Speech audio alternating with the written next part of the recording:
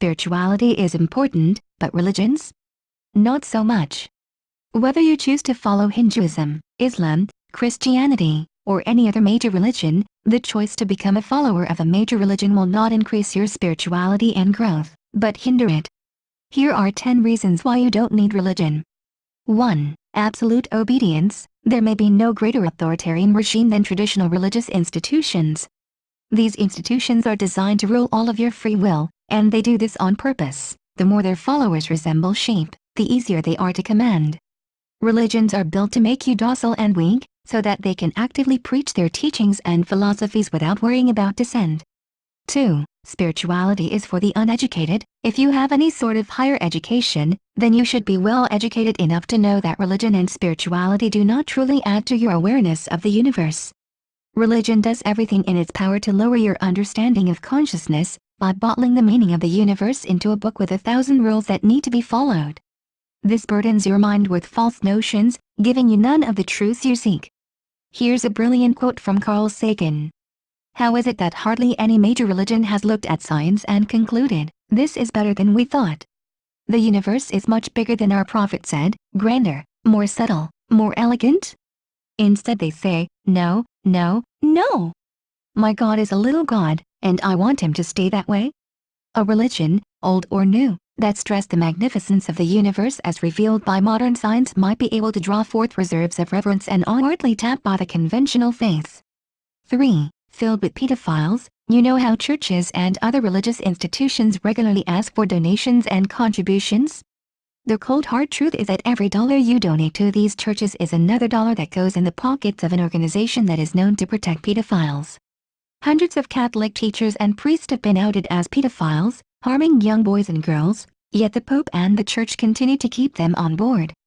4. Flush away your time. Time is the most important asset you have, especially since you can never buy any second you waste back.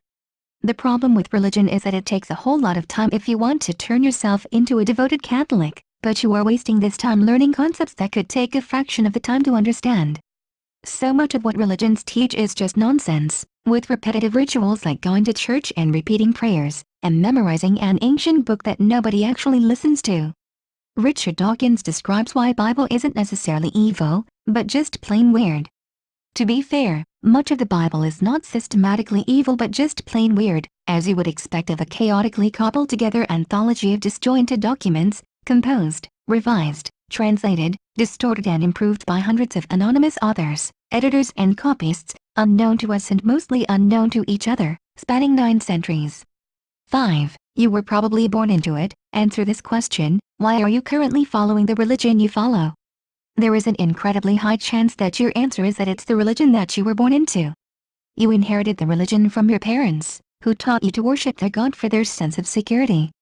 You were taught their prayers, their rituals, when to go to church and how often to repent, but how many nights have you spent actually asking why? Most religions are actually just a collection of myths and legends from previous religions and cults. Yes, even if the most popular ones like Christianity are based off of nothing but pagan roots. 6. Teaches fake compassion. Religions love to preach compassion, but how much of that compassion do they actually follow? Most religions have histories filled with blood. Unconditional love is a foreign concept when it comes to the promotion and spread of major religions around the world. People weren't allowed to willingly accept new religions. Instead, most of the time they were forced into adopting religions by their conquerors or colonizers. How much compassion can religions with so much bloodshed actually teach?